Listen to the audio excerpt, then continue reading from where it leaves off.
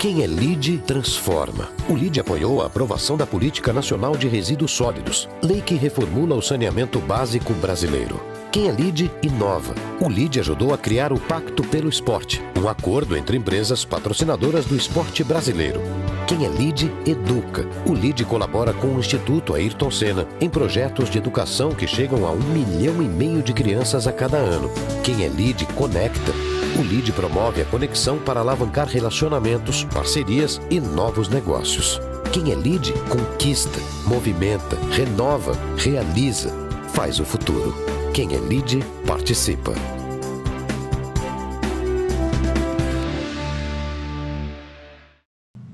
Bom, senhoras e senhores, muito boa tarde. Meu nome é João Doria Neto e é com prazer que damos início a mais um Lead Live do LEED, Grupo de Líderes Empresariais. Hoje com a participação do deputado federal e autor da proposta da reforma tributária, Baleia Rossi. Dando início ao Lead Live, eu cumprimento os empresários aqui presentes conosco, o Alberto Leite, presidente da FS, que também fará uma apresentação após o deputado Baleia Rossi, trazendo suas considerações sob a ótica do empreendedor, do setor privado.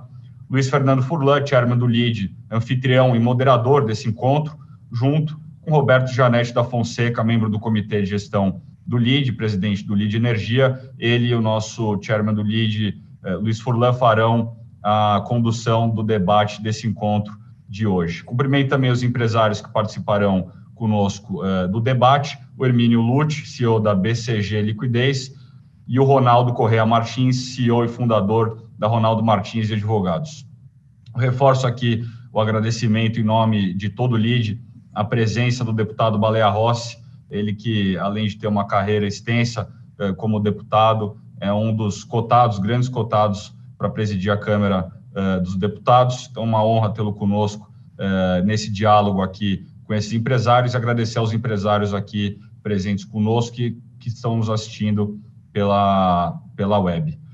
Explicando aqui, passando rapidamente a dinâmica do nosso encontro de hoje, teremos a apresentação inicial do deputado Baleia Rossi, na sequência a apresentação do Alberto Leite. Terminando as apresentações, já vamos para o debate com as perguntas aqui dos empresários dentro da sala e também as perguntas de você que nos assiste. Vocês podem mandar através da caixa de mensagem que tem embaixo do player, colocando o seu nome, por favor, e sua empresa junto com a sua pergunta, para a gente poder direcionar aqui aos nossos convidados. Sem mais delongas, para a gente aproveitar o máximo possível esse tempo nessa tarde de hoje, eu passo ao Roberto Janete da Fonseca, presidente do LEED Energia, para fazer uma saudação. Roberto, boa tarde.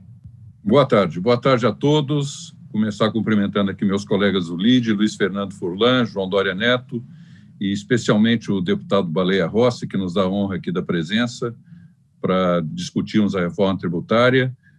Também cumprimento o Alberto Leite, o Hermínio Lute, o Ronaldo Martins, todos que vão participar conosco dessa live, num tema que é um dos temas mais esperados pela sociedade brasileira, que é a reforma tributária. A reforma tributária que mexe com a vida de qualquer cidadão no país, que tem profundo impacto em todas as camadas sociais, em todas as regiões, em todos os setores da economia. Porque os impostos são inevitáveis. O Estado precisa ter renda para cumprir a sua função social, econômica, política. O tamanho do Estado define a carga tributária do país.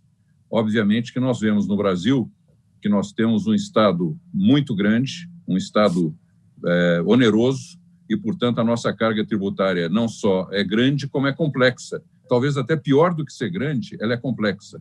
Isso traz muitas dificuldades, tanto para quem arrecada como para quem paga.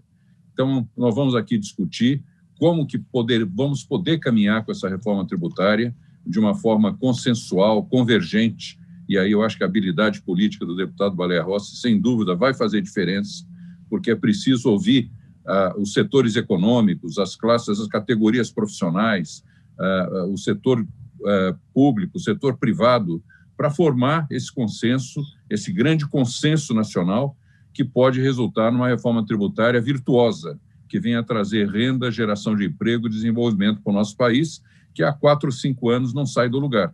Há uma expectativa muito grande, eu diria até uma ansiedade, e a reforma tributária, portanto, é o tema do momento, e essa live do LEAD vai ter uma oportunidade que nós vamos poder evoluir a nossa reflexão, quem sabe fazemos aqui algumas sugestões que o deputado Baleia Rossi poderá levar ao Congresso Nacional e nos colocarmos à disposição de forma propositiva, porque eu acho que todos nós temos que contribuir para que esse projeto de reforma tributária, que é histórico e não acontece a todo momento, quando acontecer, por favor, que aconteça de uma forma extremamente eficiente, objetiva, para que a gente, de fato, evolua como sociedade, como país. É isso que está em jogo. Um momento que vai definir não só o ano que vem, vai definir as décadas que vêm.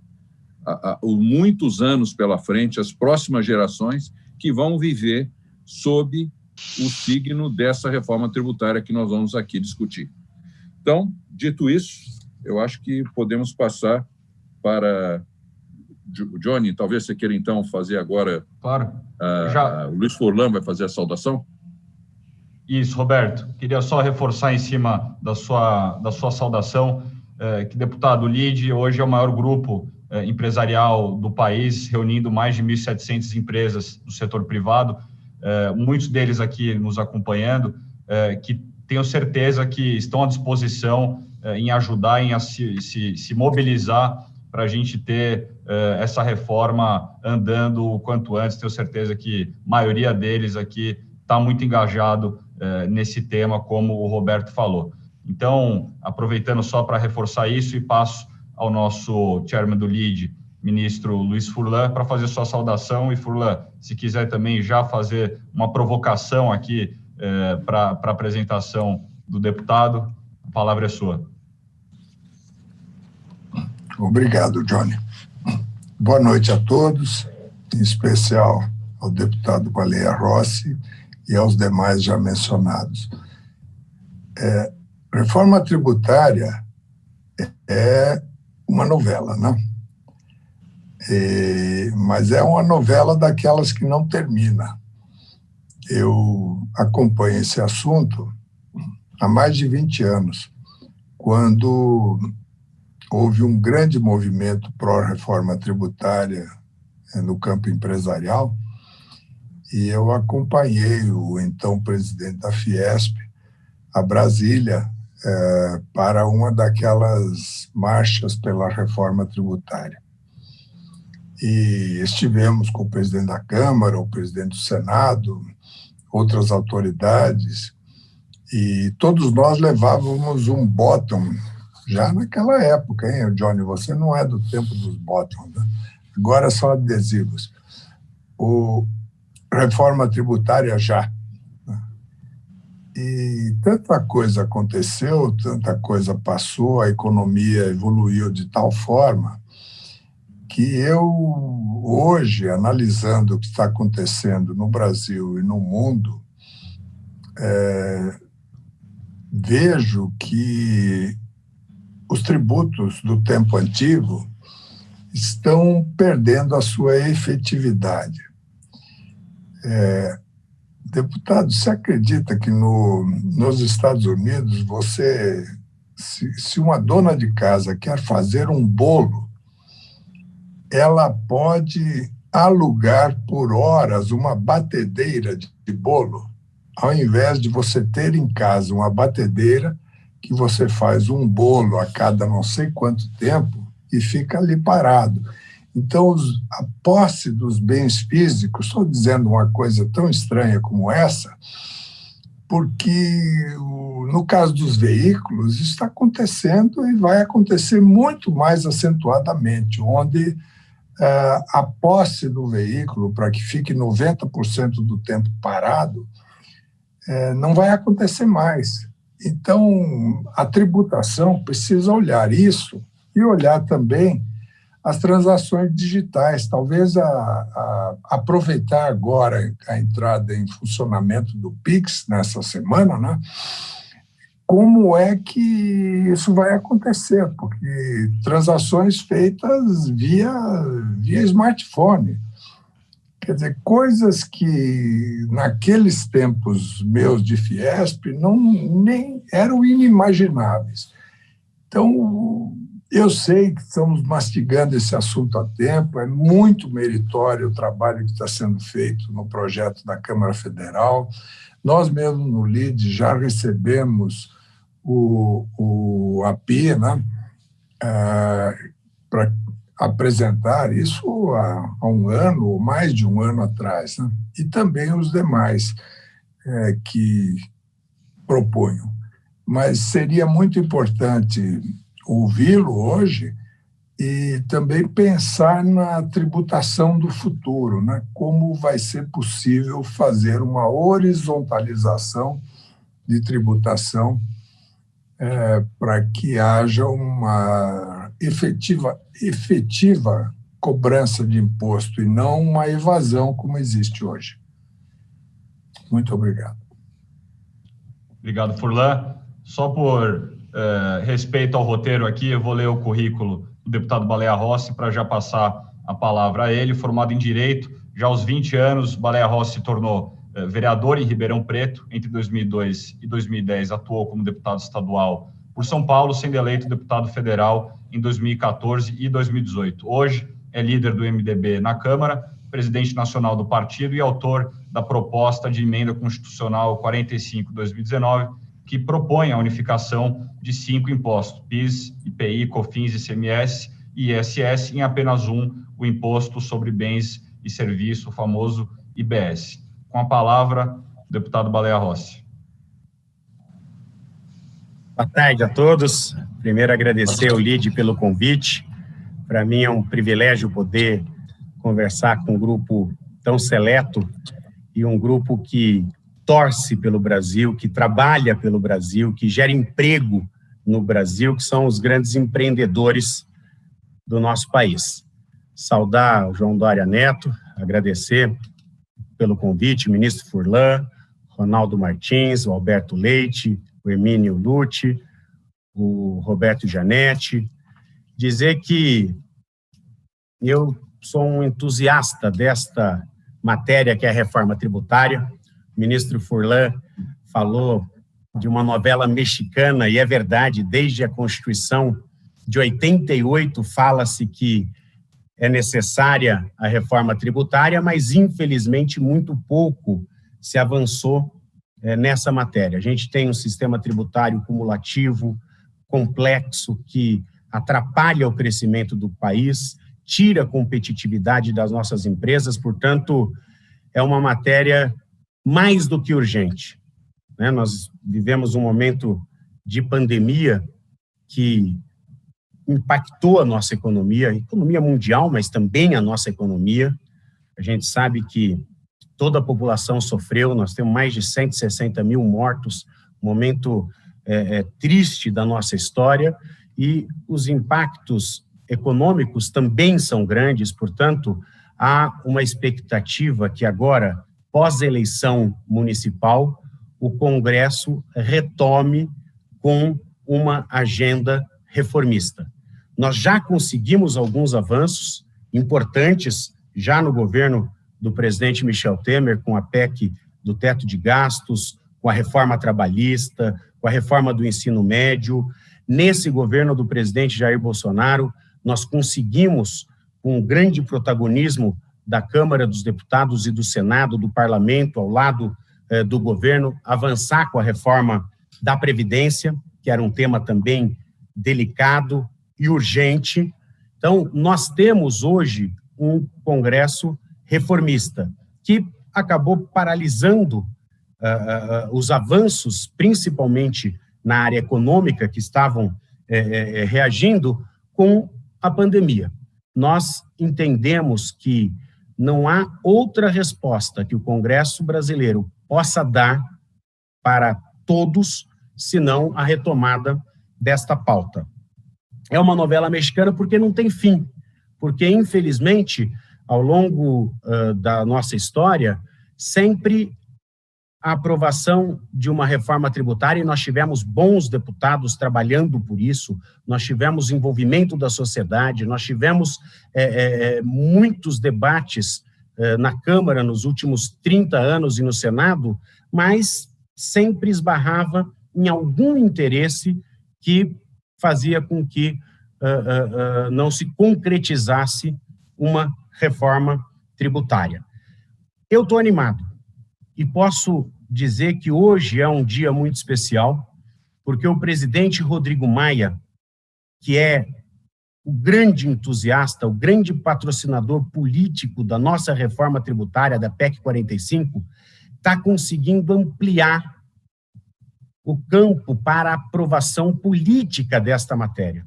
Hoje, o presidente Rodrigo Maia teve algumas reuniões com líderes partidários que nos deixou muito mais animados para a aprovação da reforma tributária, se Deus quiser, e com muito esforço e com muito trabalho, na primeira quinzena de dezembro.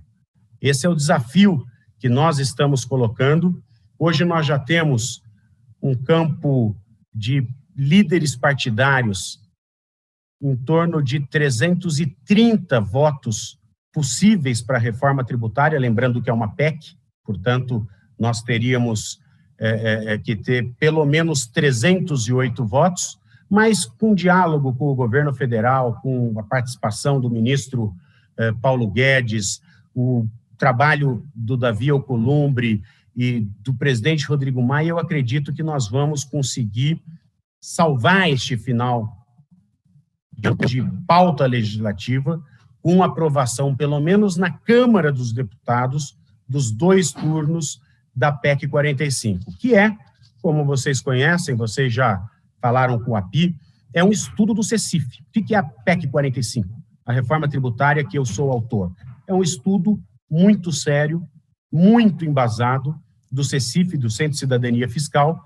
Além do API, tem o Nelson Machado, o Eurico Dessante, que é professor da GV, a Vanessa Canado, que hoje faz parte da equipe do ministro Paulo Guedes. São tributaristas, são economistas renomados que nos últimos 5, 10 anos se desdobraram para apresentar esse estudo, que nós estamos fazendo a defesa política. Nós temos condições políticas hoje de dar esperança para todos de aprovação da PEC 45 ainda neste ano, que seria uma reação e uma resposta muito grande pós-pandemia, ou nesse momento que nós estamos tentando superar essa pandemia, mostrando que o Brasil volta para uma pauta estruturante, uma pauta reformista. O que propõe a PEC 45? A unificação dos 5 impostos que incidem sobre o consumo.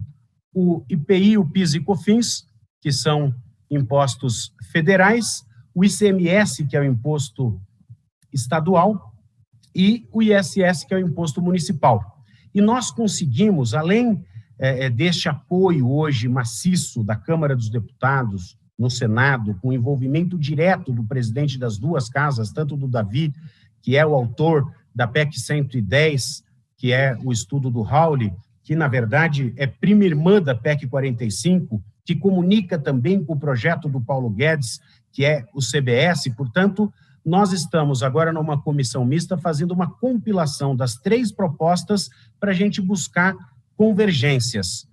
Historicamente, os governadores nunca admitiram a possibilidade do ICMS entrar nessa discussão. E claro que os governadores têm muita força política, porque cada governador tem a sua bancada de deputados federais, tem os seus senadores, os senadores que defendem os estados, os deputados que representam cada um dos estados. E também, na área federativa, nós conseguimos avanços significativos. o CONFAS, o CONCEFAS, que é o Conselho dos Secretários de Fazenda de todos os estados, acabaram fazendo algumas sugestões de modificações do texto que vão ser incorporadas pelo líder Aguinaldo, que é o nosso relator, que, aliás, tem feito um belíssimo trabalho de diálogo com toda a sociedade, com todos os setores públicos, com os setores privados, com todos aqueles que realmente se interessam pela reforma tributária. E hoje nós temos o apoio dos 27 governadores e dos 27 secretários de Fazenda dos estados. Isso é muito significativo. Nós temos o apoio da Confederação Nacional dos Municípios. O Harold é o presidente, congrega mais de 3 mil municípios, quase 4 mil municípios dos 5.570 municípios brasileiros. Portanto, é um apoio também significativo para que o ISS possa também estar neste IBS, no Imposto sobre Bens e Serviços, e temos um diálogo com a Frente Nacional dos Prefeitos, que congrega os 250 municípios maiores do Brasil, que tem uma preocupação, porque se a aplicação da PEC 45 fosse imediata, eles poderiam ter alguma perda. E claro que quando a gente vive um momento atípico de diminuição de arrecadação, de dificuldades financeiras que todos os entes públicos estão passando, ninguém quer perder. E com a transição proposta pela PEC 45, com os efeitos da PEC 45 positivos na economia, e nós temos estudos que comprovam esses efeitos, eu tenho absoluta convicção que todos ganham, mas vamos fazer também, através do relator Aguinaldo, ajustes para que os grandes municípios também apoiem a PEC 45, portanto, nós vamos superar todas as dificuldades federativas, municípios, estados e a União. Então, a convergência política está muito favorável. Claro que nós temos desafios grandes ainda, o relator está finalizando o texto para apresentar para as bancadas, para apresentar para os parlamentares, aqueles que tiverem algumas dúvidas, sugestões, e claro que aqui, nesse debate, nesse diálogo, as sugestões são sempre bem-vindas, mas eu posso dizer que hoje, depois dessa reunião com o presidente Rodrigo Maia, com vários líderes partidários, eu posso passar uma mensagem de otimismo real. Ele não é criar mais uma expectativa. A gente sabe que quando se fala em reforma tributária, o pessoal fica com o pé atrás, com razão. Já se vão 30 anos de debate, portanto, nós já tivemos várias oportunidades de votar e aprovar uma reforma tributária e, infelizmente, nós não conseguimos ao longo desses últimos anos. A nossa reforma tributária, ela prevê o fim da guerra fiscal. A guerra fiscal hoje é nociva para todos. Em determinado momento pode ter sido importante para desenvolver uma cidade, desenvolver uma região, desenvolver algum estado, mas hoje é uma competição entre todos os estados e municípios que todos que entram na guerra fiscal perdem. Portanto, é algo que atrapalha o desenvolvimento, o crescimento do país. Vai melhorar significativamente o ambiente de negócio no Brasil. Temos estudos que vai fazer com que o poder de compra da população melhore em pelo menos 10% nos próximos 10, 15 anos. Qual que é a grande preocupação que todos têm? Geração de emprego e renda.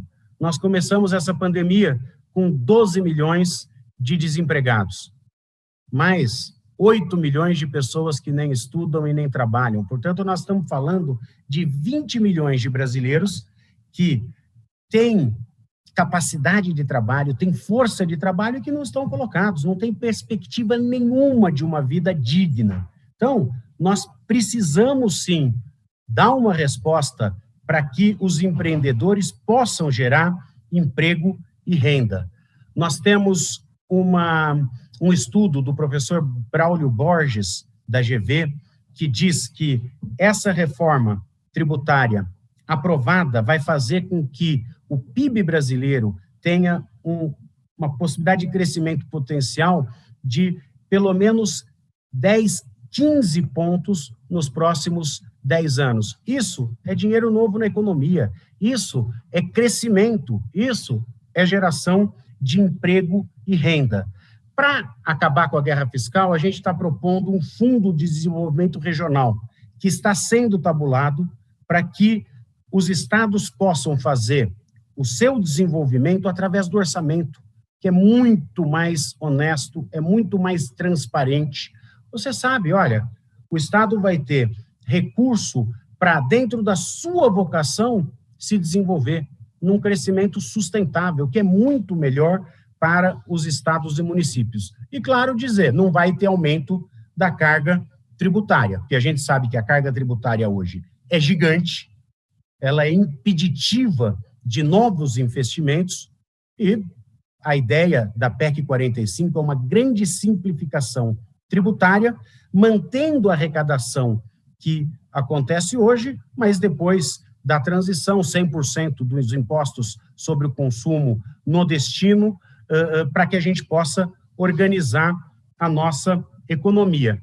E, para finalizar, que meu tempo acho que já está quase no final, dizer que essa simplificação, essa desburocratização vai combater a sonegação e vai reduzir drasticamente o contencioso que existe hoje no Brasil. O ministro Paulo Guedes esteve na comissão mista e falou, nós temos hoje 5 trilhões de reais num contencioso, que é algo inimaginável.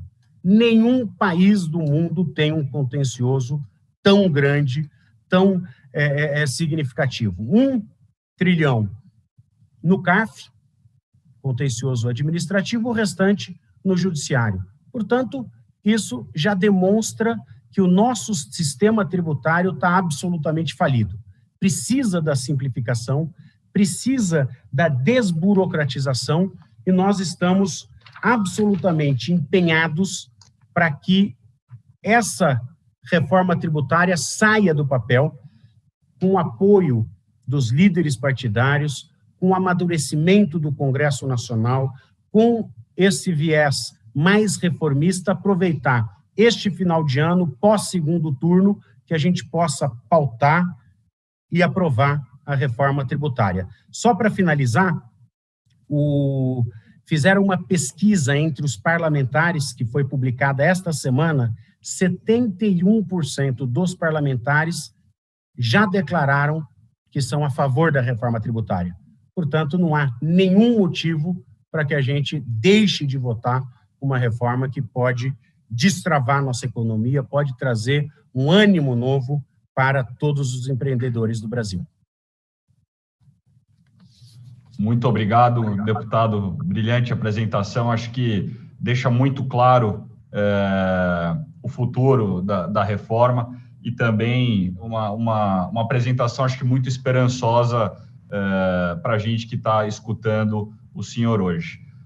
Terminando agora essa apresentação, deputado Baleia Rossi, eu vou passar ao Alberto Leite. O Alberto Leite, ele é formado e habilitado pelo Instituto Brasileiro de Governança Corporativa, o IBGC, tem MBA pela Universidade Espanhola IESE e pós-graduação pela Columbia Business School. Atualmente é fundador e presidente do Conselho de Administração da FS, uma grande empresa de tecnologia, sócio fundador do fundo Insights Investimentos, embaixador de diversas iniciativas como Médicos Sem Fronteiras, Fundação Estudar, Instituto Ayrton Senna. Lembrando que as posições do Alberto Leite aqui, nessas suas considerações, não refletem especificamente a posição do LIDE ou dos demais empresários que estão aqui ou nos acompanhando. As posições do Alberto vêm de um empreendedor nato, empresário, muito engajado nesse tema, né, Alberto? Então, vou passar a palavra a você, lembrando que são 10 minutinhos de apresentação. Terminando, nós já vamos para o debate com as perguntas dos empresários aqui presentes e de vocês que estão nos assistindo. Reforço para mandarem suas perguntas aqui para a gente poder direcionar ao final o deputado Baleia Rossi. Alberto, muito boa tarde. Passo a palavra a você.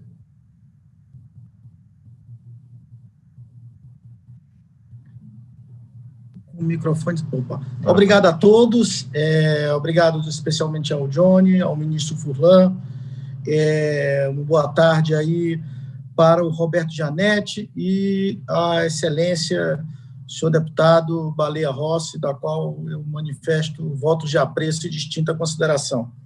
Então, eu me sinto aqui muito à vontade em falar sobre a reforma, porque é um tema que a todos nós brasileiros, seja na pessoa física, seja nas suas empresas, ela tem o potencial de nos afetar positivamente e, em alguns casos, negativamente. Obviamente que uma reforma tão complexa, tão ampla, ela sempre vai agradar mais uns setores e menos aos outros setores. Então, eu vou dar aqui a minha visão sobre isso.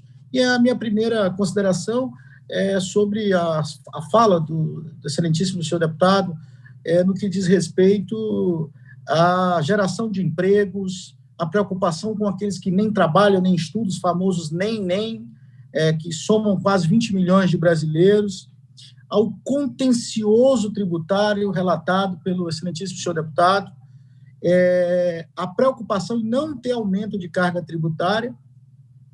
Isso anima bastante escutar essas premissas que são ditas pelo deputado e que representam o espírito do Congresso, assim como ele mencionou que quase 75% dos deputados, em pesquisa realizada recentemente, teria indicado inclinação a favor da reforma. Antes de tudo, o que é uma reforma tributária? É a repactuação do acordo entre sociedade e Estado. Isso é muito importante. A sociedade aceita contribuir com tributos para o financiamento de projetos e ações do governo. Então, nós estamos pegando o nosso patrimônio e, numa relação com o Estado, aceitamos que parte desse nosso patrimônio seja financiador de despesas contratadas e projetos do Estado. Portanto, há uma relação direta entre sociedade e Estado que tem que ser debatida. E aí, meus parabéns ao LIDE por trazer a oportunidade que nós, empresários, com os congressistas, com outros colegas aí, empresários, sociedade civil, debatam sobre isso para manifestar as nossas preocupações e manifestar também os aspectos positivos daquilo que nós encontramos. Pois bem, esse pacto da sociedade com o Estado, ele tem 3 frentes. Você tem imposto sobre o patrimônio, imposto sobre a renda e imposto sobre o consumo. Essa reforma ela se centra muito sobre imposto sobre o consumo. E vou falar daquilo que já está enviado pelo Poder Executivo à Câmara, o CBS, que é a Contribuição Social sobre Operações de Bens e Serviços, que eleva a alíquota do setor de serviços para 12%, e parte, na minha opinião, de premissas equivocadas que foram ditas e foram praticadas. Eu acho que é uma questão de analisar as premissas. Essa CBS, que há um aumento brutal de carga, e aqui, senhor deputado, como a sua preocupação é não ter aumento de carga tributária, eu digo ao senhor que a CBS, como ela está, ou IVA na PEC 45, haverá aumento real de cargas de impostos sobre o setor de serviços. No CBS, os cálculos aproximam, em alguns casos, de 300%. E por que disso? Porque a CBS ela trata da cumulatividade dos itens que compõem a aferição dos impostos. Então, ela diz o seguinte, olha, as empresas pequenas, elas estão no Simples, e elas representam um contingente enorme de empresas, portanto, não estariam sujeitas à reforma tributária. Só que partiu de um princípio que 85% das empresas de serviços seriam do Simples, o que não é verdade, segundo os dados da própria Receita Federal. 85% é o total de empresas optantes pelo Simples de comércio mais serviço. E dentro dessa parte que cabe a serviços, são 39%. Desses 39%, 60% adotam outros regimes, ou seja, o proprietário tem outras empresas, portanto, descredencia ele do Simples. Ou seja, a primeira ideia de que impactaria pouco as empresas de serviços, ela não é verdade à luz dos números. Ela impacta enormemente a indústria de serviços. E é importante também, quando a gente fala da indústria de serviços, é importante a gente dizer que a gente está falando do maior empregador do Brasil. A indústria de serviços é responsável por 75% do emprego e 68% do produto interno bruto e 45% do investimento estrangeiro direto no Brasil. É disso que nós falamos. Então, quando você efetivamente tributa e onera essa indústria de serviços, você efetivamente está dizendo que esse imposto vai chegar no preço, e o preço, portanto, que o consumidor vai pagar. Como no Brasil, nos últimos 5 anos, como dito pelos meus colegas nas suas introduções anteriores, o Roberto Janetti e o próprio ministro Furlan, nós vemos de 5 anos castigados por crescimentos negativos ou crescimento zero, de 2015 até agora, a nossa sociedade não tem espaço para absorver aumentos de preço. Não há expansão de renda na economia brasileira para absorver aumento de preços.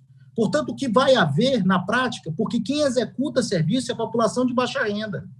Quem são os grandes executores de serviço é a população de baixa renda. Então, a proposta que pretendia gerar emprego tem potencial para tirar emprego.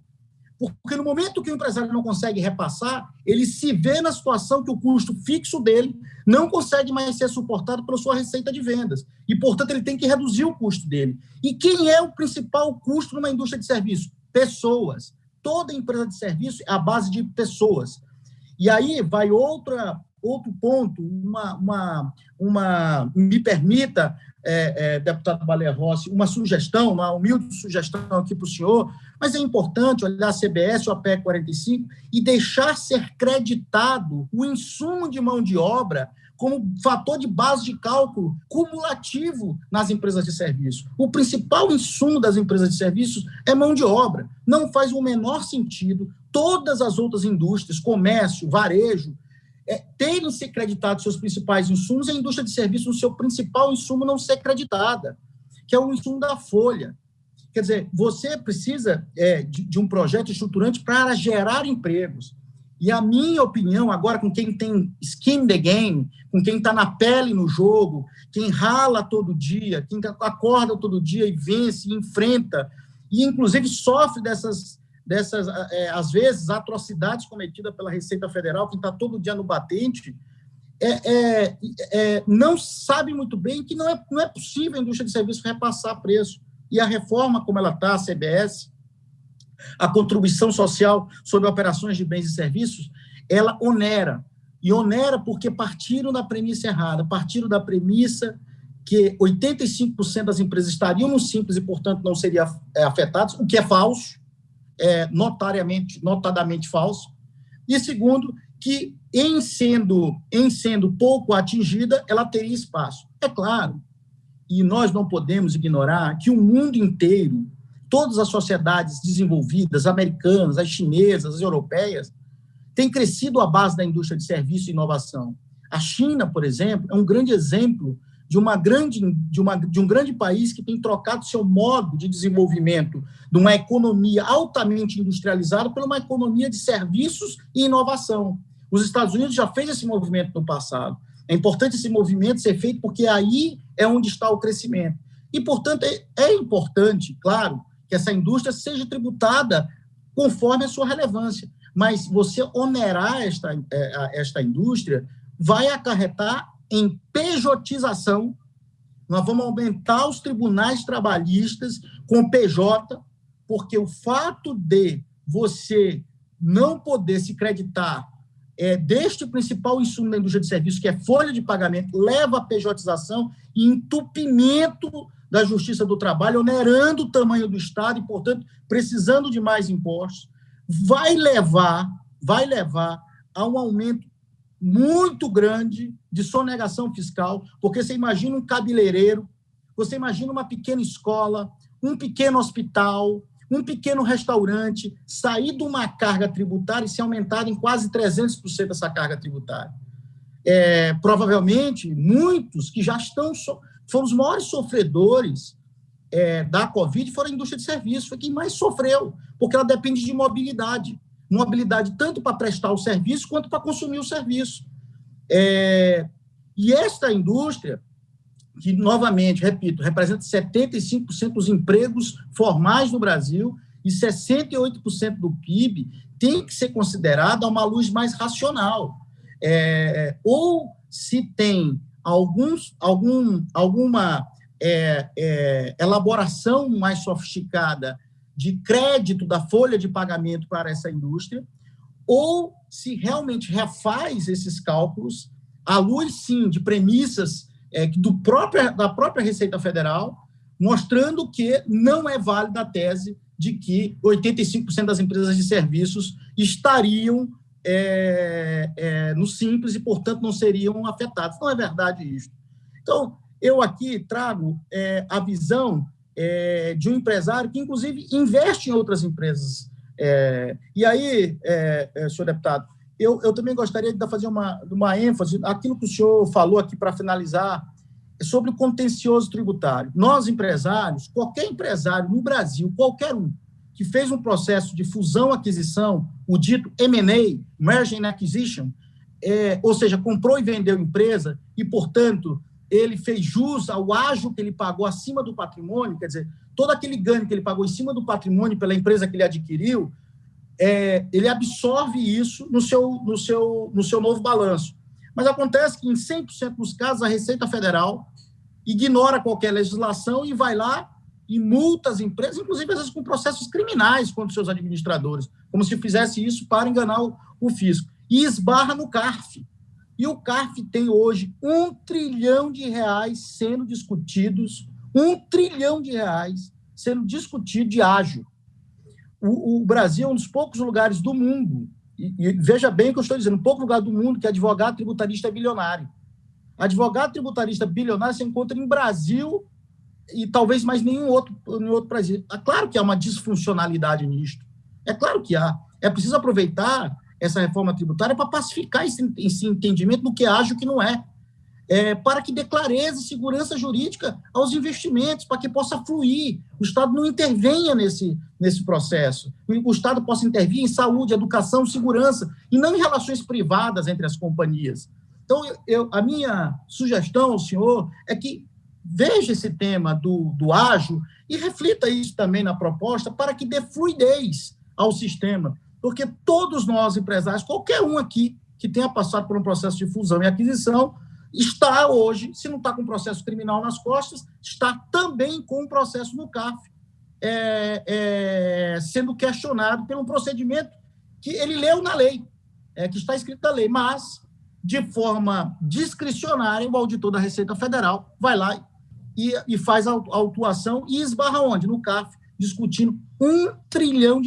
Esse dinheiro, para a gente ter uma ideia de grandeza, seriam 22 anos de Bolsa Família no atual, porque o Bolsa Família atual hoje brasileiro é 42 bi.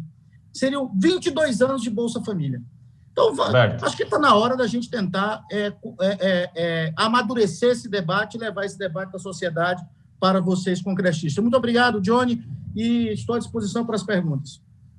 Obrigado, Alberto. Desculpa interromper, só para a gente seguir no tempo aqui, para a gente ter um tempo bom aqui para o debate, que eu tenho certeza que, além das respostas do deputado, temos muitas perguntas aqui dos nossos convidados e também do Roberto Janetti e do Furlan.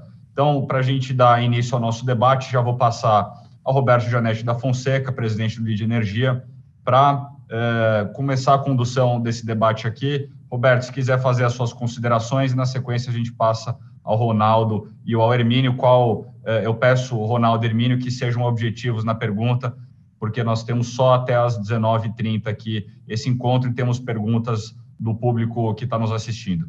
Roberto, por favor.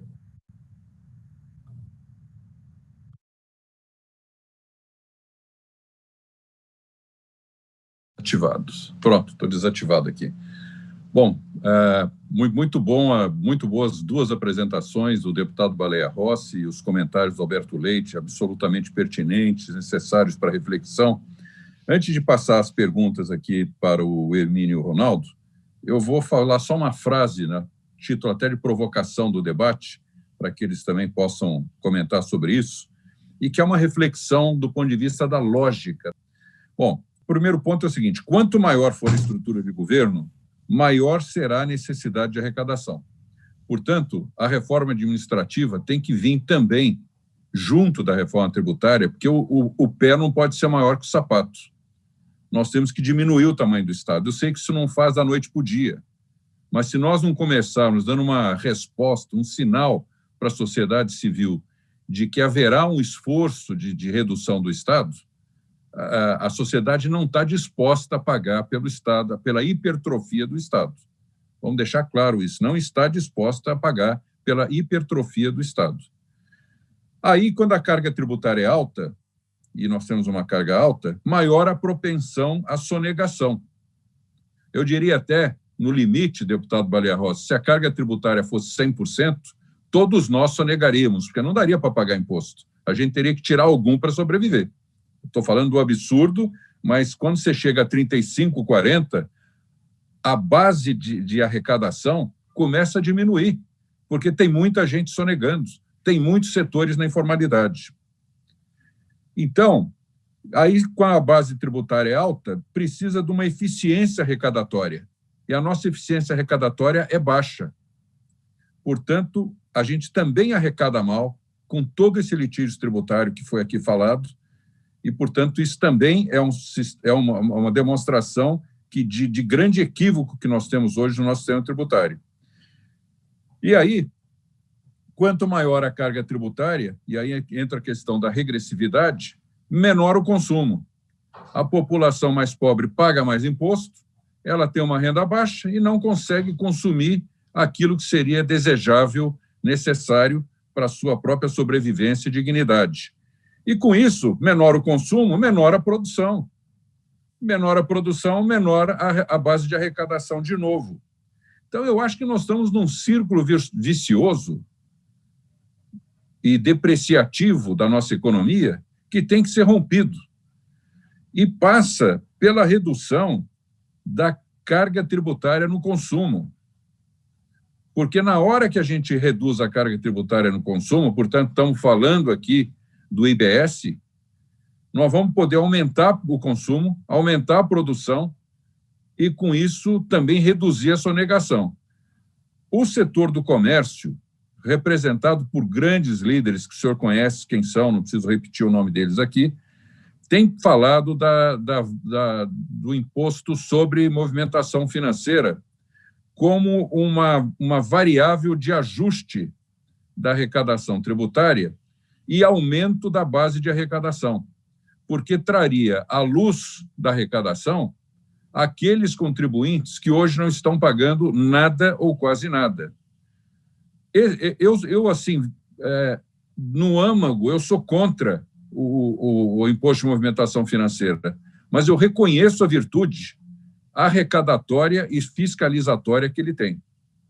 E acho que deveria ser objeto de reflexão. Uma maneira de solucionar o problema é ter não uma contribuição de movimentação financeira, mas um imposto de movimentação financeira e que seja compensável.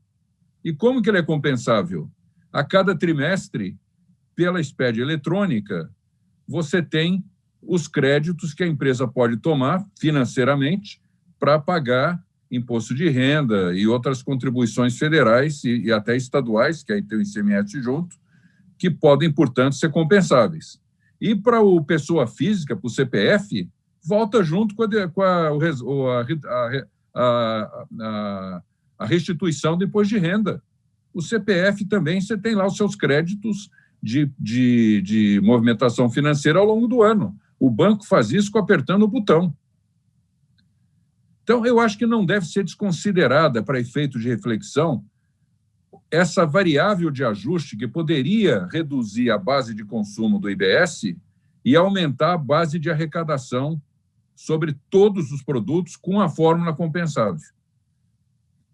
Deixo isso como provocação, que eu acho que a gente tem que ser criativo, ousado e pensar de uma maneira que traga para a base de consumo, que é a população mais pobre, uma forma de ter maior possibilidade de uso dos seus recursos para consumo próprio e não dando 30% ou 40% de tudo que ele tem de renda de volta para o Estado, que é arrecadador, e a gente sabe que tem um custo enorme de gestão desse Estado gigantesco que a gente criou.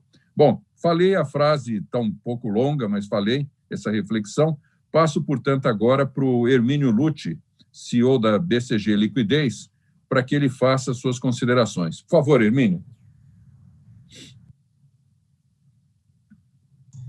Obrigado, professor Gianetti. Obrigado a todos aqui presentes. Deputado Baleia Rossi, ministro Fullan, é um prazer estar aqui com vocês. Vou ser direto e rápido na minha pergunta, para não se estender muito. Ela foge um pouco do contexto da reforma, mas tem impacto, acho, é um pouco mais do dia a dia hoje, que o mercado financeiro que é numa indústria, que é a nossa indústria está olhando, tá? Só para corrigir, não é BCG, Johnny, é BGC, tá? É BGC Liquidez. Diante do cenário atual de urgência pelo andamento das votações que basicamente impactam bastante o cenário fiscal brasileiro, deputado, que é no mínimo preocupante para o ano que vem, qual a sua perspectiva para a melhora do clima de absoluta tensão que existe hoje entre os líderes do Congresso para a instalação da CMO?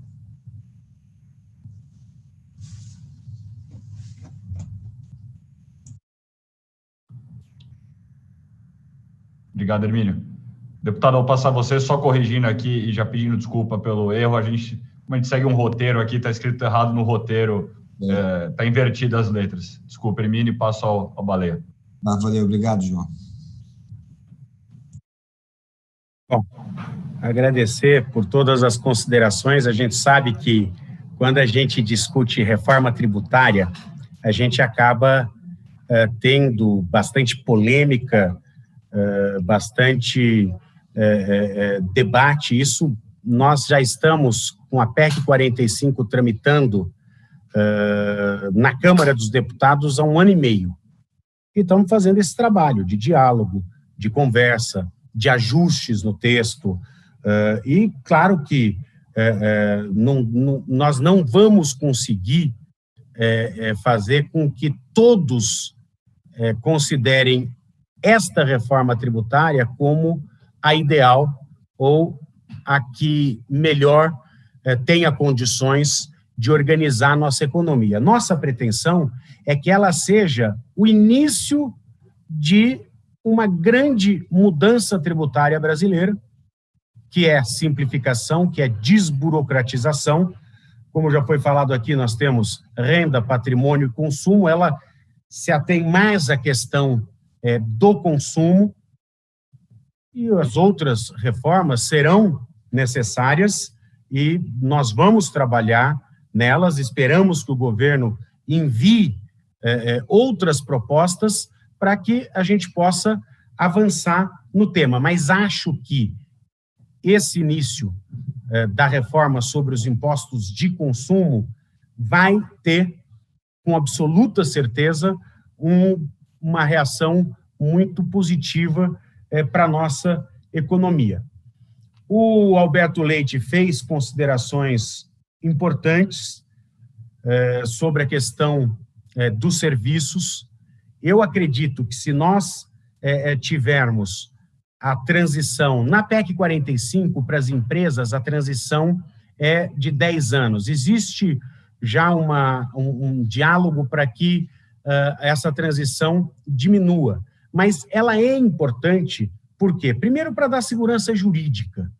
Tem muita gente que investiu no sistema complexo, no sistema atual, e precisa ter um mínimo de tempo para reaver os seus investimentos. Então, nós não podemos votar uma reforma tributária que vai ser judicializada.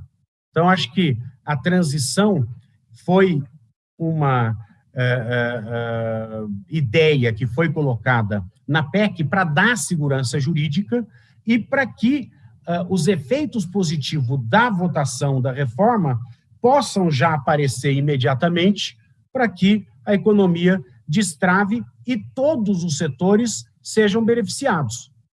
O Roberto Gianetti falou no início dessa live que manter a arrecadação alguns setores vão estar mais satisfeitos e outros menos. Quer dizer, não dá para fazer mágica. O que acontece? Hoje nós temos um Estado, como foi falado aqui, inchado, um Estado caro, e todo o recurso que é arrecadado, ele é utilizado para o custeio da máquina pública. Daí a fala do Roberto Gianetti da reforma administrativa. Quando a gente inicia qualquer debate sobre reforma tributária, a primeira pergunta que se faz: tudo bem, temos uma reforma tributária, temos uma carga tributária no Brasil que é impeditiva de investimento, é gigante.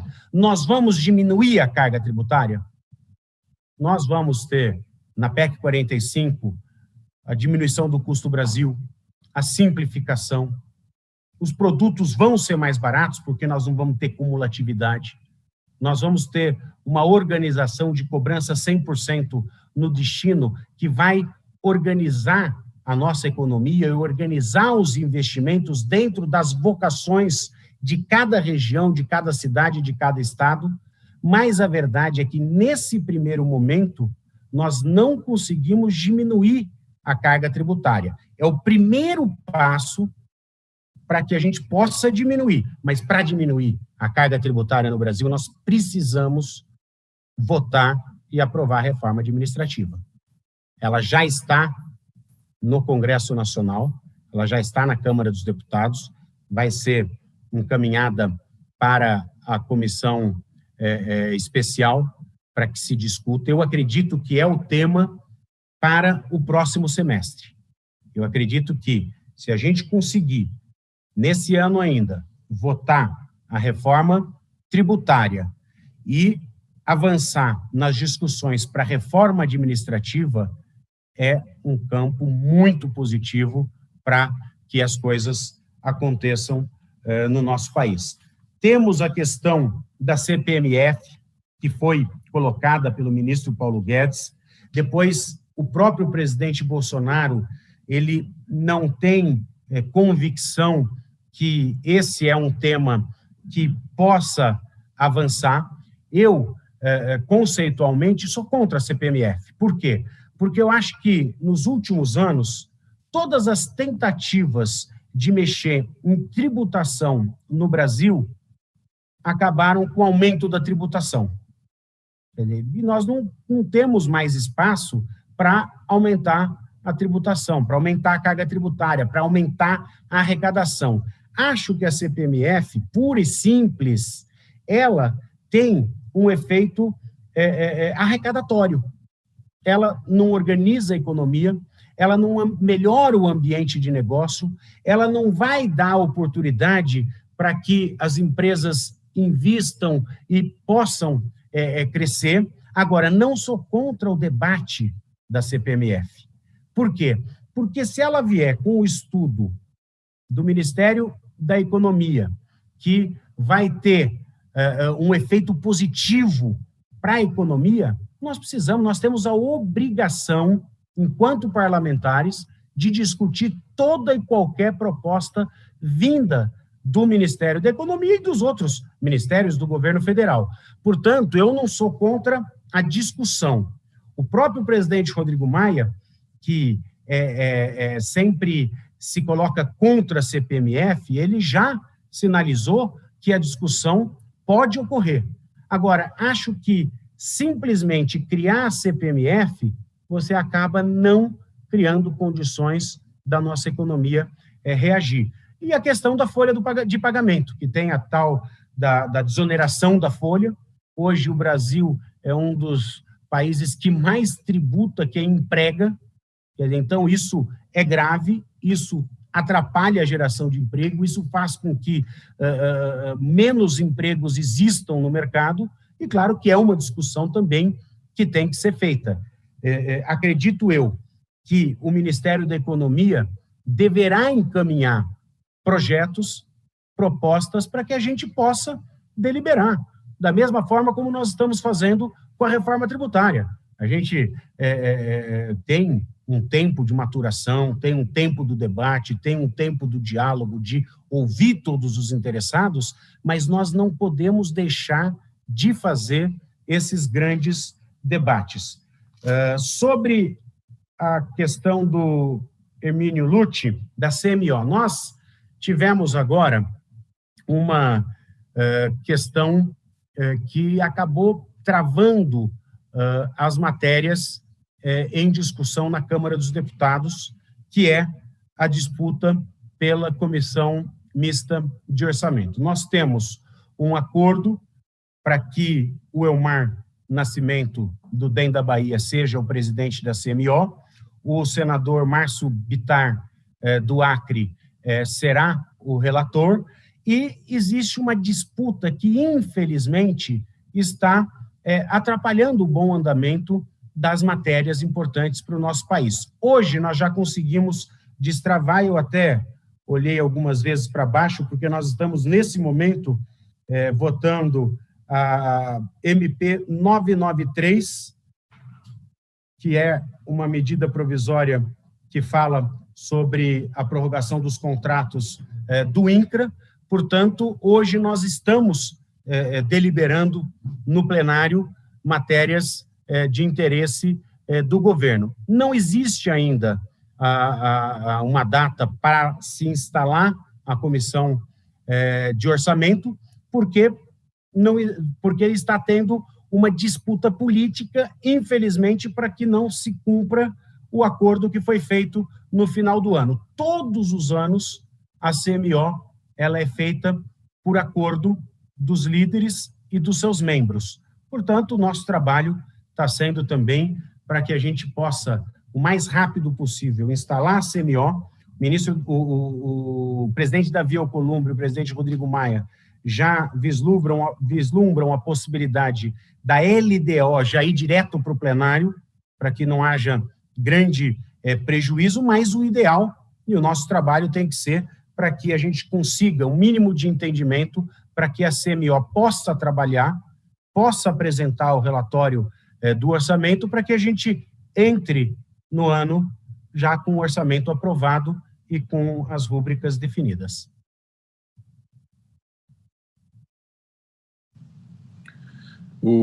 Pediria, então, agora o Ronaldo, obrigado, deputado Baleia Rossi, pediria, então, ao Ronaldo Martins, por favor, CEO e fundador da Ronaldo Martins Advogados, para fazer sua pergunta e seus comentários. Tá, sem microfone, Ronaldo. Precisa abrir o microfone. Boa noite a todos aí. Eu só gostaria de trazer um fato concreto que me permite dizer que essas propostas não corrigem o anacronismo do nosso sistema. Como bem colocou o Alberto, o setor de serviço vai ser muito afetado com essa mudança. Mas e a produção e o comércio? E eu trago um fato concreto. Hoje, deputado Baleia Rossi, uma empresa que produz, não importa onde, e comercializa seu produto com outros estados, ela enfrenta uma barreira absurda para esse produto chegar naquele destino sem tributação. São 26 barreiras, são 26 auditores, são 26 entendimentos diferentes de tributação. Então, nós começamos a discutir uma questão do Pacto Federativo, a divisão de receita entre os estados, municípios e a União, e se nós combatemos só o anacronismo desses procedimentos, o país ganha absurdamente no custo tributário, porque a carga tributária, segundo o estudo que eu tenho aqui da Fiesp, não é a maior preocupação dos empresários, a carga tributária, é o custo tributário. O que está por trás de tudo isso que aumenta esse custo de administração dos tributos. Então, se nós combatemos o anacronismo, nós não precisamos mudar a Constituição, mudar o Código Tributário, basta apenas ser prático. Então, essa movimentação de mercadorias, e eu trago isso porque nós fizemos um estudo recente de uma empresa que está se instalando nos Estados Unidos, e da produção até o consumo não tem tributação nenhuma. Não tem tributação nenhuma. Quer dizer, a movimentação de mercadoria, o controle administrativo, o controle fiscal das indústrias, da produção, é zero. Não tem custo nenhum. Tudo isso vai só no consumo e cada estado administra o seu consumo. E nós temos um mecanismo aqui, que é o diferencial de ICMS, que se nós não precisarmos mexer no pacto federativo, cada estado pode administrar isso quando a mercadoria chegar no seu estado e cobrar o tributo complementar que acha que tem que cobrar frente ao consumidor do seu próprio estado. É muito simples. Então, eu não vejo, assim, uma preocupação de a gente combater esse anacronismo que existe no sistema. Esse 1 trilhão que está no CARF é exatamente por esse conflito, esse anacronismo de entendimento sobre a legislação tributária, que esse é um item relevante que está aqui na proposta da Fiesp, como um dos motivos que impede a competitividade do crescimento da indústria brasileira. Então, é esse conflito, esse entendimento normativo diferenciado entre todos os poderes tributantes é que causa esse 1 trilhão, esses 5 trilhões que estão no judiciário. Qual é o custo disso para a indústria, para o comércio, para o serviço e para o consumidor? Então, eu, em vez de fazer uma pergunta, trago isso para uma reflexão da mesa e dos demais que participam desse evento do LIDE. Muito bom, te agradeço, Ronaldo, sem dúvida nenhuma, eu acho que você está trazendo um ponto muito relevante e eu até faço aqui uma sugestão, não sei se o deputado Baleia Rossi conhece, um parecer, um memorial preparado, um memorando preparado pelo professor Heleno Torres, das medidas infraconstitucionais e infralegais de simplificação da estrutura tributária. Portanto, que não precisaria necessariamente passar na PEC, podem ser feitas de forma muito mais rápida e já daria uma grande simplificação na estrutura tributária brasileira. Se o senhor não tem conhecimento, nós podemos pedir para o professor Heleno Torres lhe encaminhar, porque sabe que ele é um dos maiores, melhores tributaristas do Brasil, e ele tem um profundo estudo sobre a simplificação, e muita coisa pode ser feita a nível infralegal.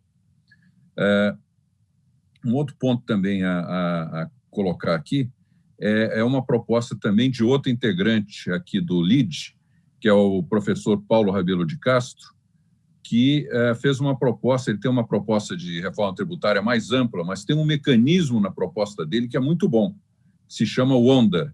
Acredito que isso você já ouviu falar, que é a Organização Nacional da Distribuição de Arrecadação. Seria uma espécie de um clearing independente de governo federal, estadual e municipal, mas que faria de forma eletrônica a distribuição para os entes federativos, nos seus diferentes níveis, de uma maneira muito rápida, imediata, quase como um PIX, que será eletrônico isso.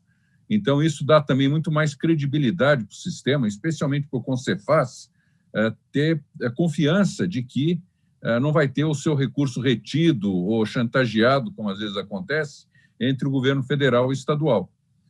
Eu acho que a questão do pacto federativo, dito aqui agora pelo Ronaldo, é uma questão muito interessante também, muito importante, porque tenho encontrado com vários secretários da Fazenda, inclusive um ex-secretário, que acredito seja agora assessor de vocês na Câmara, que é o Luiz Cláudio Carvalho, e ele tem essa preocupação. Como que os estados têm confiança na distribuição da arrecadação? A ONDA seria uma grande solução. Acho que isso tem que ser levado em consideração também. Então, por favor, deputado Baleia Rossi, os comentários do Ronaldo e esses que eu fiz, será que poderia trocar alguma ideia? Claro. Eu participei de uma live também com o tributarista Heleno Torres, que é um grande tributarista, vi as propostas dele, do Paulo Rabelo de Castro também, que inclusive foi presidente do BNDES no governo passado. Eu, claro que respeito todas as colaborações, todas as ideias, todos os estudos. Eu acho que nós temos grandes cabeças no Brasil e nós temos várias boas propostas de reforma tributária. O que nós não podemos perder, eu acredito, é a oportunidade de votarmos uma reforma tributária, aquela que a gente conseguir melhor convergência. E hoje é que nós estamos conseguindo melhor convergência entre Câmara, Senado e o próprio governo federal. Não se faz uma reforma tributária sem a participação do Ministério da Economia, e por isso nós estamos dialogando, estamos e principalmente o relator, o Aguinaldo Ribeiro, tem dialogado sempre com a equipe do ministro Paulo Guedes. Eu acredito que o momento que nós vivemos, cabem outras propostas, sugestões até para melhorar o texto da PEC 45, mas nós não podemos deixar passar essa oportunidade, principalmente nesse momento que o Brasil precisa reagir, precisa mostrar que o Congresso vai retomar uma agenda reformista. Isso vai repercutir em todo o mundo. O mundo quer saber o que o Brasil vai fazer pós-pandemia. Acho que é uma resposta muito importante para que o Brasil entre no radar dos grandes investimentos internacionais também. Para você ter uma ideia, a PEC 45, eu já falei, é o estudo do CECIF, mas tem o apoio do economista Marcos Lisboa, que é um grande economista, um cara que entende muito, tem trabalhado muito no sentido de convencer também os parlamentares da importância da PEC 45. O Armínio Fraga, que é um cara que tem um respeito muito grande de toda a comunidade dos economistas e empresarial. Eu fiz um debate com ele, onde ele foi muito enfático na defesa da PEC 45 e os seus efeitos na economia, quer dizer, os efeitos positivos para o crescimento do país. Até ele falou especificamente sobre o Fundo de Desenvolvimento Regional, que existe ainda uma elaboração do texto do Fundo de Desenvolvimento Regional, que é uma solicitação dos governadores, principalmente do Norte e do Nordeste, e o Armínio Fraga, nessa live, falou, olha, esse é um risco que é bom de correr, porque nós vamos ter um montante de recurso para o Fundo de Desenvolvimento Regional, mas o impacto que a PEC 45 pode dar na nossa economia vai absorver com muita folga qualquer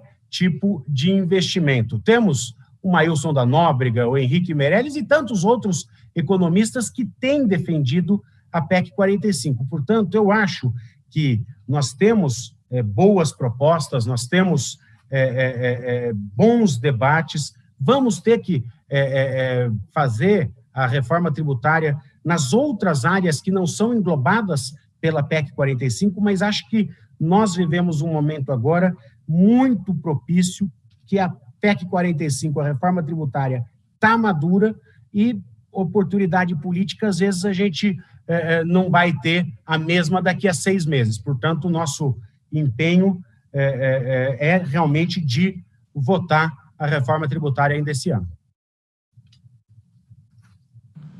Muito bom, deputado. Acho que nesse ponto tem muita coisa, muito mais pontos convergentes do que divergentes, na verdade. Estamos chegando perto de um pacto com a sociedade civil, com os entes federados, todos eles. Agora, por exemplo, não aumentar a carga tributária, está todo mundo de acordo.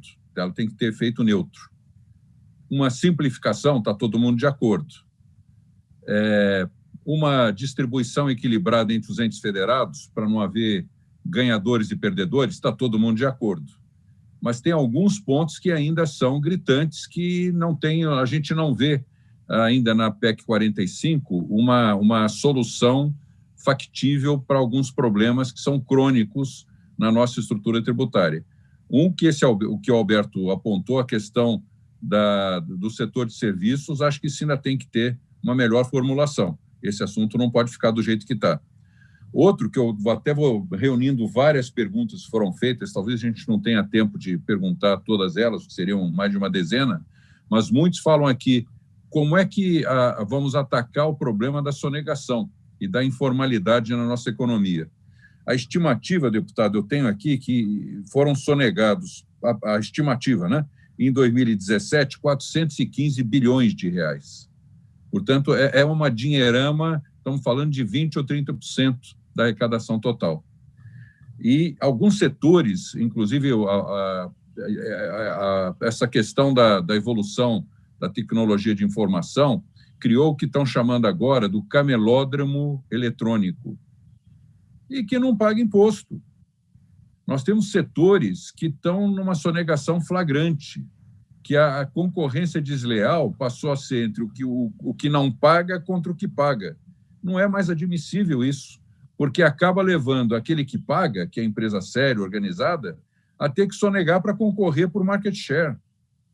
Então, nós temos... E aí o seguinte, com um IBS de 35%, sinceramente, eu me pergunto, e pergunto ao senhor, se a padaria da esquina vai pagar 35% sobre o pãozinho que ele vende para o consumidor. Eu acho que não vai. Eu acho que vamos aumentar a propensão à sonegação, à informalidade.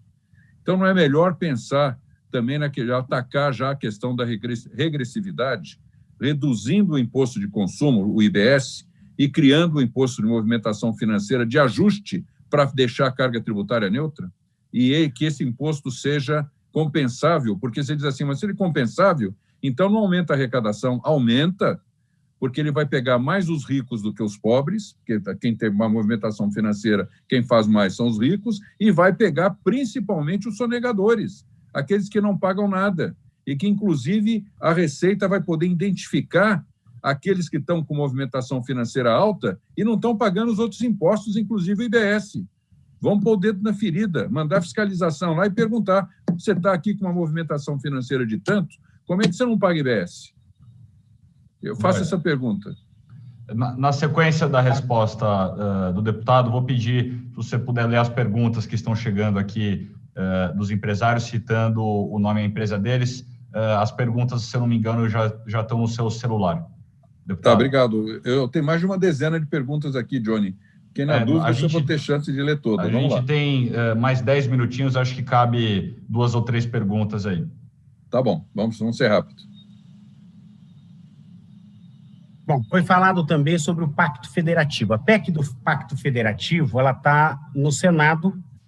É muito importante, porque hoje, nos últimos anos, se acabou transferindo muitos dos ônus para os estados e para os municípios, e, na verdade, o bônus não. A arrecadação acaba concentrada na União e, infelizmente, a gente sabe que a realidade dos municípios que acabam tendo as políticas públicas mais próximas da população acabam absolutamente prejudicadas. Nós temos a PEC do Pacto Federativo que está no Senado e que deverá ser aprovada. Acho que é fundamental a gente ter uma repactuação dessa questão da distribuição dos recursos. Não é simples, porque sempre quando você faz uma repactuação, alguém ganha, alguém perde, e você tem toda essa complexidade. A questão da simplificação foi falado aqui, tem 27 estados, 27 legislações diferentes do ICMS, nós temos 5.570 municípios, temos 5.570 legislações sobre o ISS. Nesse sentido, a PEC 45, no que diz respeito aos impostos sobre o consumo, há uma simplificação muito grande, uma desburocratização. Eu acredito que, pela maneira que ela está formulada, nós vamos conseguir dar realmente uma simplificação muito grande e acabar com esse contencioso. Claro que não é acabar, mas diminuir drasticamente o contencioso. Sobre a alíquota, a ideia e os estudos todos levam para uma alíquota de 25%, não 35%. Eu tenho conversado com todos esses economistas, com todas essas pessoas que ajudaram a formular a PEC 45. Claro que não há uma alíquota cravada, porque nós precisamos manter a arrecadação atual, mas os estudos que nós temos nos remetem a uma alíquota de 25%, com todos os créditos de investimentos e de tudo aquilo que no meio da cadeia produtiva. Então, eu acredito que para manter a arrecadação atual, para que não haja um aumento da arrecadação, que não é a vontade da PEC 45, nós vamos ter uma alíquota de 25%, claro que com aplicação, com a transição, nós vamos fazer a capacidade de arrecadação, quer dizer, você vai ter que fazer uma série de experimentos para que isso ocorra de maneira correta. A PEC 45, ela prevê uma tributação de base ampla. E claro que nós temos que tributar essa nova economia digital.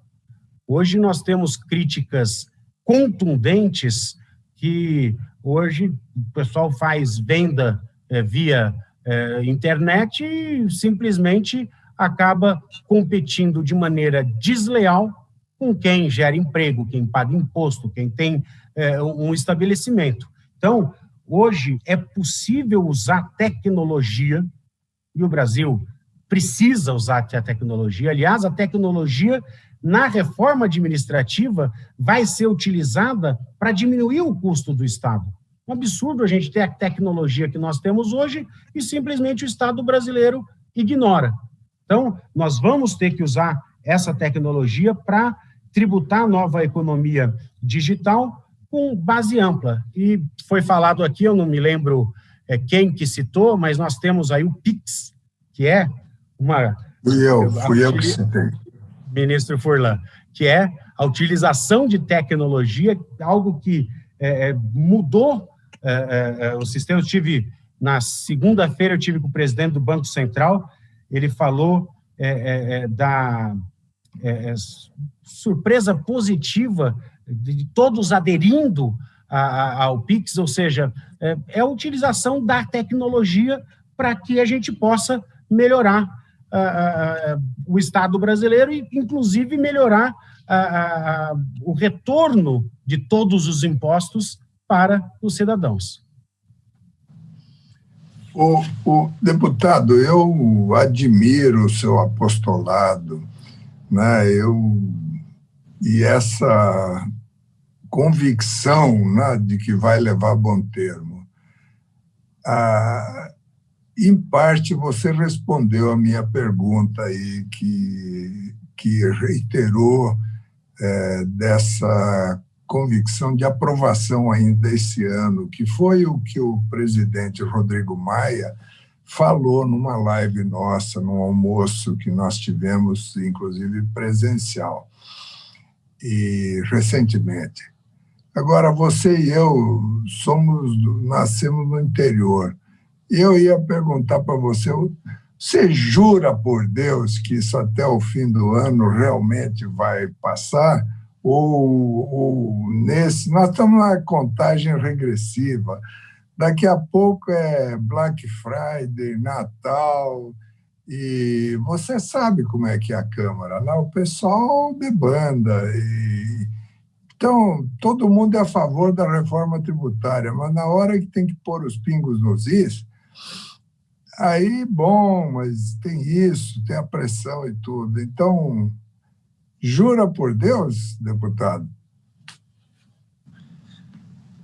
Boa provocação, né? Como todo caipira, jurar por Deus é pecado, né? Mas eu queria pecado dizer, é não cumprir. Ministro, exatamente. Se depender de mim, pode ter certeza que vai ser votada. Mas não quero... porque eu comecei aqui as minhas palavras com muito entusiasmo. E, claro que eu fui provocado aqui sobre a questão da CMO. O Hermínio, né, que perguntou sobre a CMO. Nós vivemos um momento legislativo difícil no país. E não é só por causa das eleições municipais, não, porque o sistema remoto, ele funciona e funciona muito bem. Nós temos hoje já uma disputa pela sucessão do presidente Rodrigo Maia, que infelizmente foi antecipada e que acaba fazendo com que esses interesses internos se sobreponham aos interesses do país. Isso é muito ruim, isso é péssimo.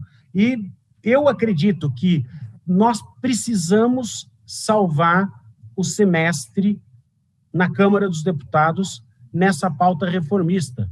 Por isso que eu sou muito otimista com essa possibilidade, sei das dificuldades, sei que não é algo simples, mas com essa construção de uma maioria folgada para que se vote a reforma tributária, eu acredito que a gente vai ter condições de, passar do segundo turno, a gente se debruçar sobre reforma tributária e todos vocês sabem, se a gente conseguir as duas votações, pelo menos na Câmara, primeiro e segundo turno, ainda esse ano, já vai ter um impacto positivo no otimismo, na perspectiva de que a Câmara, mesmo num momento difícil de superação da pandemia, voltou a ter uma preocupação com o ajuste fiscal, com as questões que são caras e que são fundamentais para o futuro do país. Então, eu reafirmo aqui que nós vamos fazer todo o esforço para que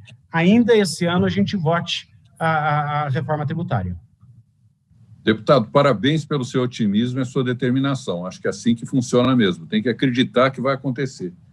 Tem 3 perguntas aqui que, em parte, foram já respondidas, mas eu vou só fazer um resumo das 3 juntas, do Paulo Clini, do Western Asset, o Tiago Aló, advogado tributarista, e José Cláudio de Oliveira, da Procenge. Os 3 falam exatamente, perguntam de uma forma mais ou menos parecida, se essa realmente vai dar tempo das divergências ou das convergências acontecerem, que é entre as 3 reformas que estão apresentadas, a PEC 45, a PEC 110, né, que é do Senado, e a proposta do governo federal, que são as 3 que estão na mesa. Elas têm alguns pontos, talvez, divergentes, que vai ter que fazer uma proposta aglutinativa, né, que se chamam, que vai juntar o melhor das 3. Então, acho que isso é um trabalho que já deve estar mais ou menos encaminhado, eu acredito que isso se cumpre. E a questão do Pacto Federativo com os estados, quer dizer, sua convicção também, o Concefaz está de acordo e vai apoiar e vai votar. A PEC do Pacto Federativo está no Senado. Nós temos a PEC emergencial, e ela é tão importante quanto a tributária. São 3, né, que estão lá? São 3 que estão PECs, né? Exato. Essa PEC emergencial, ela tem que ser votada esse ano.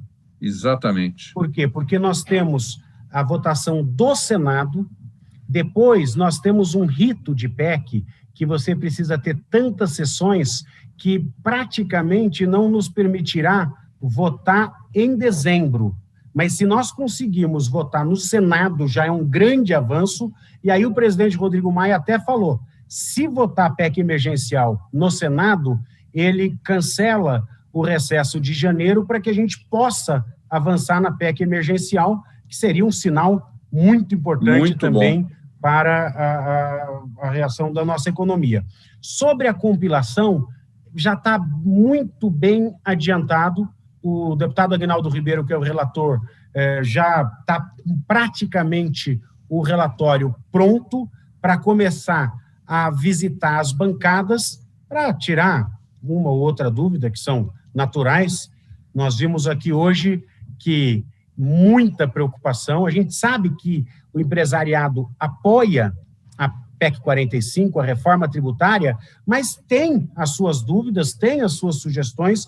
Eu acredito que quando o deputado Aguinaldo Ribeiro apresentar o relatório, nós vamos ter uma nova rodada de discussões, mas que não atrase o nosso cronograma, porque nós precisamos votar nos 15 primeiros dias de dezembro para que a gente possa fazer essa recuperação desse ano, que foi extremamente prejudicado pela pandemia. Já estamos em 19h34, eu vou fazer uma última pergunta que chegou aqui, só para que o senhor possa responder rápido também, que é uma preocupação dos empresários. Na PEC 45 havia 10 anos de transição. Entendemos a lógica da questão de não afetar investidores ou investimentos, empreendedores que tinham feito os seus negócios baseados na legislação anterior. e também também da término das incentivos fiscais, enfim, de todas as outras questões que estão envolvidas nessa grande reforma que vai ser feita. Mas muita gente acha também, eu diria até a maioria, deputado, que 10 anos de transição é muito, porque são duas contabilidades que vão ter que ser feitas em paralelo. O pessoal pensa assim, que será que não dá para fazer em 2, 3 anos? Nós aceitaríamos uma transição menor. Eu acho que o empresariado não gosta dessa história de 10 anos de transição. Lembrando até um período, uma história de transição que foi bem feita no Brasil, a URV no Plano Real, foram 6 meses. E foi uma mudança cultural violenta, de nós pararmos de pensar em cruzeiros, ou cruzados, sei lá como é que chamava, pensamos em URV, quando acabou a URV virou real e apagou a memória da hiperinflação. Então, talvez 2, 3 anos, será que não dá para reduzir esse prazo de transição? O prazo de transição vai ser diminuído. Isso já há um consenso. Eu acredito que não vai conseguir diminuir para 2, 3 anos, porque nós temos também a aplicação da PEC 45 imediatamente, questões federativas que nós precisamos da transição também para que o efeito positivo na economia se reflita na arrecadação dos estados e municípios e para depois da transição, já com os efeitos positivos, a gente tenha um equilíbrio de, no mínimo, manutenção da arrecadação atual, mas a perspectiva é que todos tenham ganho. Alguns ganham mais, outros menos, e também o impacto sobre a vida das pessoas e de determinados setores que nós vamos ter um reequilíbrio da alíquota. Quando você tem uma alíquota única, você acaba tendo esse período de transição também para que a economia possa crescer e os impactos sejam menores. Então, eu acredito que nós vamos ter algo em torno de 6 anos. Quer dizer, menos do que isso seria algo que nós teríamos grandes dificuldades de aplicação por questões de setores da economia, questão de segurança jurídica e também questões federativas. Então, já existe a PEC original, ela fala em 10 anos, já existe um consenso que essa transição precisa diminuir, eu acredito que vai ficar algo em torno de 5, 6 anos. Ok, Johnny, está com você. Vou ter que roubar a palavra aqui para a gente já encerrar o nosso encontro de hoje. Queria agradecer e muito ao deputado Baleia Rossi por estar aqui conosco, em nome de todo o LIDE. Obrigado por ouvir e prezar pelo diálogo, deputado. Acho que todos ganham quando há essa interlocução saudável entre todas as esferas da sociedade. Eu vou estar aqui torcendo que você possa continuar com esse otimismo e esperança quando estiver à frente da Câmara dos Deputados ano que vem. Agradecer também o Alberto Leite, presidente do Conselho da FS e fundador da Insights Investimentos, que trouxe pontos fundamentais aqui. Obrigado, Alberto, parabéns pelo seu engajamento em cima desse tema. Ao Hermínio Nucci, CEO da BGC Liquidez, desculpa novamente pelo erro aqui de roteiro. A BGC, para quem não sabe, é uma das maiores corretoras de valores no Brasil. O Ronaldo Martins, CEO e fundador da Ronaldo Martins e Advogados. Claro, Roberto Janetti, muito obrigado. Você que está liderando aqui dentro do LIDE nossas iniciativas sobre a reforma tributária, sempre muito engajado e preciso aqui na sua moderação. E, claro, nosso sempre ministro e chairman do LIDE, Luiz Fernando Furlan, anfitrião desse encontro aqui, que estava prestando atenção em tudo que estava sendo falado. E, Furlan, vou passar a você para fazer sua palavra final, sempre fechando com chave de ouro. Muito obrigado a todos. Furlan.